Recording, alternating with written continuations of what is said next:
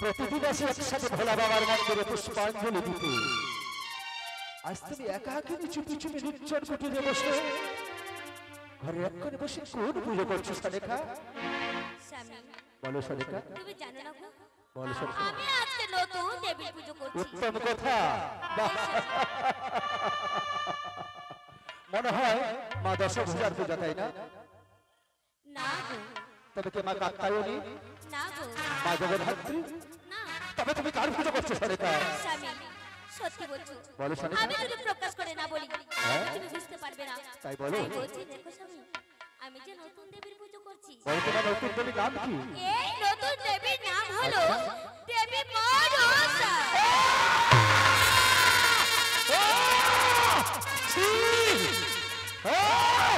সরেখা!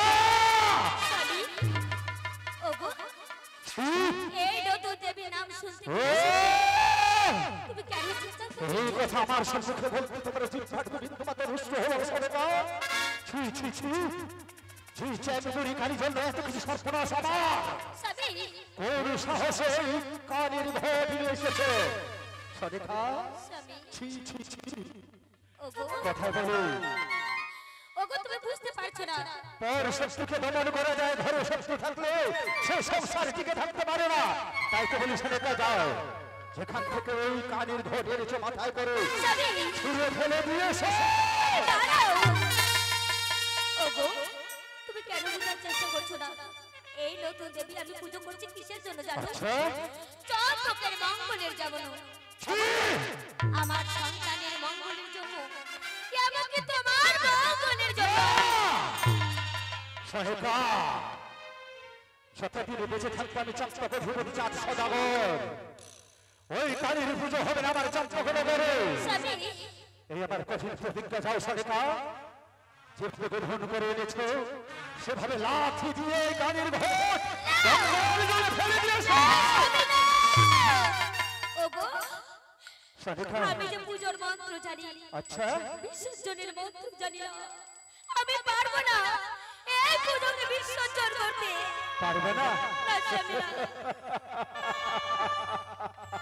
বাহ, এই চাঁদপুরি কালীর প্রতি তোমার এতই দরদ হয়ে গেছে।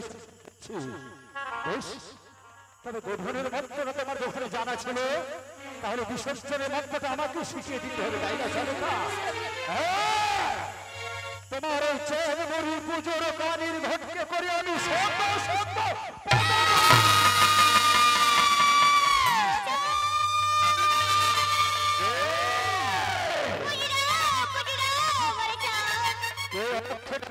চাঁদ চাঁদ বলে সাধ্য থাকে সম্মুখে আয়, তুই দেবী না তার ভক্তরা ঠিক চাষে দিবে কি তোকে? কে তুই? সেই করেছি চাও হ্যাঁ?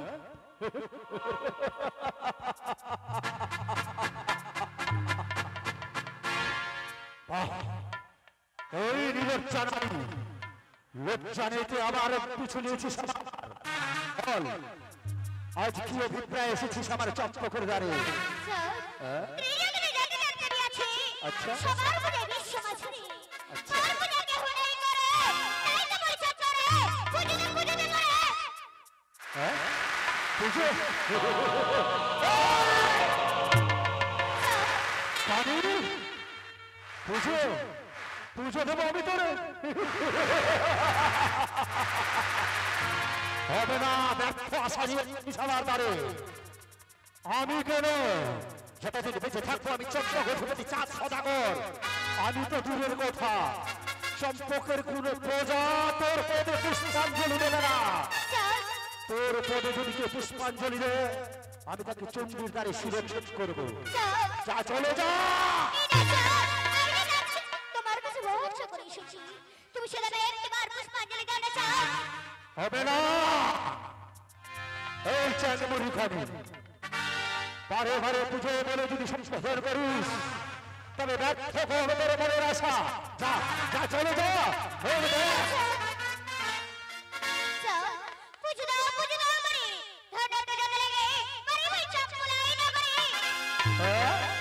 ধনরত্ন, তুই আমাকে ধনের লোভ দেখাইস?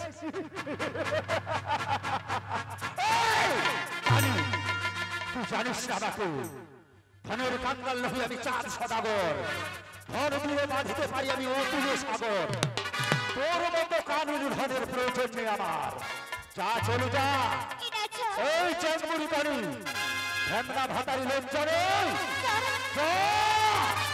চলে যা, নইলে তোকে হেমস্থল দিয়ে চূর্ণ করিব।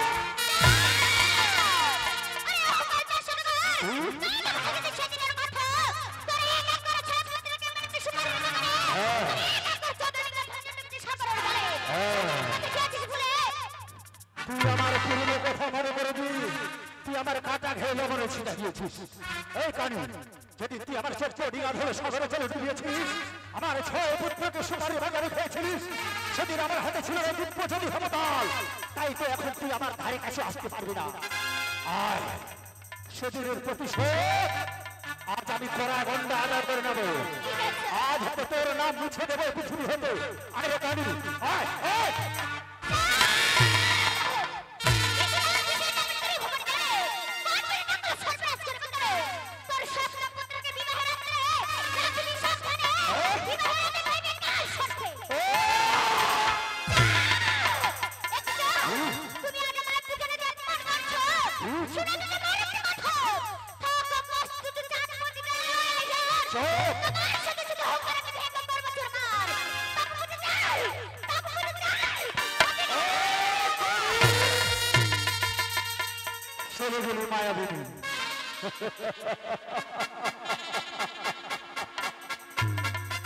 তুই আমার সস্তা পুত্র রসুলদেরকে খাবি, সে সুযোগ আমি তোকে দেব না। প্রয়োজনে আমার পুত্রকে আমি চিরকুমার করে রেখে দেবো। তুই আমার পুত্রকে বিবাহ রাতে খাবি, আকাশ কুসুম করাতে। আর যদি আমার পুত্র রসুলদের বিবাহ দিতে হয়, তাহলে আমি চপ্পলা ধরতে নয়, তোকে আমি পাহাড়ের সাততলির উপরে রেখে দেবো। সেখানে তুই যেতেই পারবি না, কাল লাগেনি। জয় শিব শম্ভু, হর হর মহাদেব।